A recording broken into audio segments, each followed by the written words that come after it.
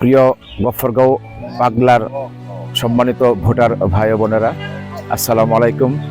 আমি ত্রয়োদশ জাতীয় সংসদ নির্বাচনে সিপিবি মনোনীত প্রার্থী হিসেবে কাস্তে মার্কা নিয়ে নির্বাচনে অবতীর্ণ হয়েছি। আপনাদের কাছে অল্প কথায় আমি আমার নির্বাচনী ভাবনাটি উপস্থাপন করতে চাই। গফরগাঁয়ের মানুষের সবচেয়ে গুরুত্বপূর্ণ একটি ক্ষেত্র হচ্ছে যোগাযোগ ব্যবস্থা। ব্রিটিশ আমল থেকেই আমরা মূলত রেল নির্ভর, কিন্তু রেলওয়েতে গফরগাঁয়ের মানুষের জন্য আসন সংখ্যা খুব কম পরিমাণ রয়েছে। এটি আমাদের একটি জনদুর্ভোগের কারণ। গফরগাঁও থেকে প্রতিদিন হাজার হাজার মানুষ ট্রেন যোগে অফিস এবং অন্যান্য কাজে যাতায়াত করে ঢাকা ময়মনসিংহে। সেই জায়গায় আমি অঙ্গীকার করছি, জাতীয় সংসদে যদি আপনাদের ভোটে নির্বাচিত হই, তাহলে রেলওয়েতে গফরগাঁয়ের জন্য পর্যাপ্ত আসন বরাদ্দ নিশ্চিত করার চেষ্টা করব। একই সাথে ঢাকা ময়মনসিংহ রেলওয়েতে যে ডাবল লাইন স্থাপনের আন্দোলন, এই আন্দোলনটি জোরদার করব এবং এটি স্থাপনের সর্বোচ্চ ভূমিকা পালন করার চেষ্টা করব। আর সড়ক যোগাযোগের ক্ষেত্রে আমাদের রাজধানী এবং জেলার সাথে বিআরটিসির বাস চালুর উদ্যোগ গ্রহণ করব।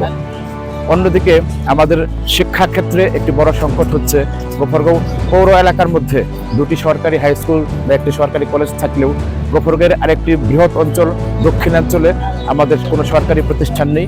সেটি স্থাপনের জন্য আমি অঙ্গীকারবদ্ধ এবং সর্বোচ্চ আন্তরিকতার সাথে চেষ্টা করব।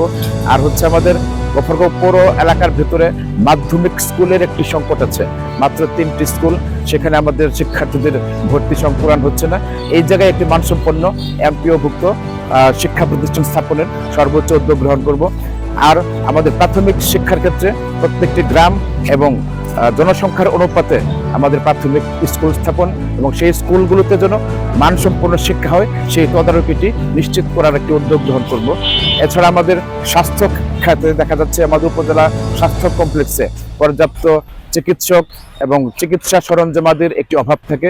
এটি দূর করার জন্য যে ধরনের চেষ্টা করা দরকার সেটি আমি করব এবং অপারেশন থিয়েটার চালু করার বিষয়ে একটি উদ্যোগ আমরা গ্রহণ করব। এটি হচ্ছে নির্বাচন অঙ্গীকারের মধ্যে একটি অন্যতম। একই সাথে আমাদের পৌর এলাকা এবং পৌর এলাকার বাইরেও আমাদের তরুণ প্রজন্মকে শিক্ষা, সংস্কৃতি, জ্ঞান বিজ্ঞান চর্চায় মনোযোগী করে তোলার জন্য পাঠাগার স্থাপন করা অত্যন্ত জরুরি। এই জায়গাটিতে আমি খুবই গুরুত্বের সাথে কাজ করতে চাই।